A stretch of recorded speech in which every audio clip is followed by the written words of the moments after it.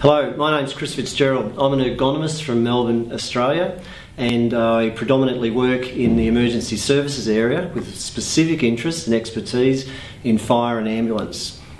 I've been working in ambulance design particularly and patient handling in ambulance since about 2000, and I'm about to head off to Brazil to conduct the first workshops in those subject areas in a day or two. So over the next week, the International Ergonomics Association is holding their triennial, their every 3-year World Congress in ergonomics, and ambulance is finally on the agenda in a big way at that Congress.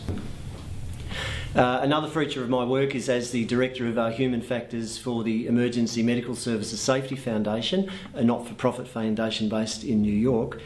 My work with the foundation is inherently collaborative. We work with automotive engineers, safety personnel, myself as an ergonomist, and medical personnel.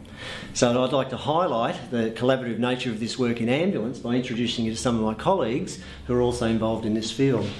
So I'm going to introduce you to Andrew Ronke. Andrew is the Director of Dorsa V, a company that has developed these innovative sensing technology to measure movement and posture, and I think this is going to be the basis for understanding what paramedics do in ambulances and away from ambulances in the future. But we'll come back to Andrew. He's going to give us a description.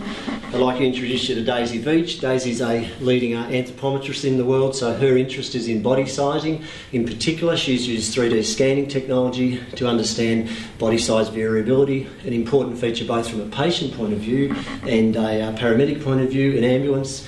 And my final colleague is Julia Wood. Julia's an occupational therapist, ergonomist, and Julia and I perform a lot of collaborative work in Victoria and Australia to look at improving ambulance design, and in particular we've developed a range of new methods for handling patients in ambulance. A big part of my work in ambulance design has been to provide measured information that drives the process of design. Hence our understanding of anthropometric data, body size data, and where we try to match, we anticipate body size, and we try to create an environment for which those body sizes are going to be relevant and functional and safe. Another component of measurement technology that has emerged over the last 2 years, and it's a very exciting item of technology, is movement sensors developed by my colleague Andrew Ronke through his company Dorsa V. And I'm going to hand you over to Andrew to give an explanation of how these new movement sensors work, and we'll also provide a demonstration soon. What we have here is a system that's able to quantify the way people move, but also the muscle activity of different regions of the body. So I'll start with the sensors themselves. These sensors have inertial chips in them that are able to quantify people's movement in 3 dimensions, and you can place these sensors anywhere on the body to understand what people are doing. Our base application case that we've started with is for the lower back, but we've also got applications in the region of the shoulder.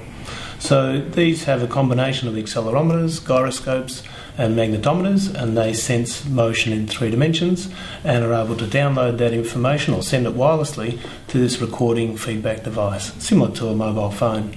And this is placed on the person in their pocket or on their arm to record the information from the movement sensors. As a second set of sensors, there's EMG sensors that are able to record the muscle activity. The muscle activity of, say, the erector spinae muscles, or the muscle activity of different muscle body parts that are relevant for an ergonomic assessment. The base case would be that the sensors sit on the lumbar spine like so, with the EMG sensors in between, and we'll give you an example of the fitment process later. But these 4 sensors send their information to the recording feedback device that can record for up to 24 hours.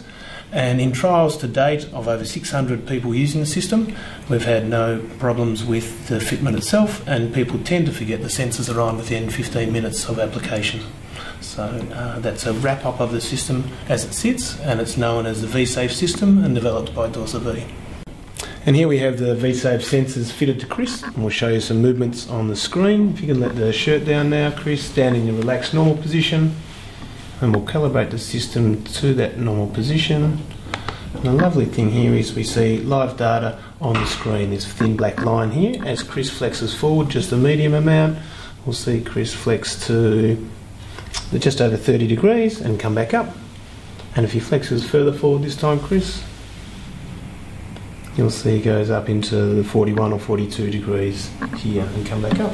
We can also look at lateral flexion, so I'll just put that on before Chris does it. If you can tilt down to the right for me, please. And you'll see a positive number here to around 20 degrees.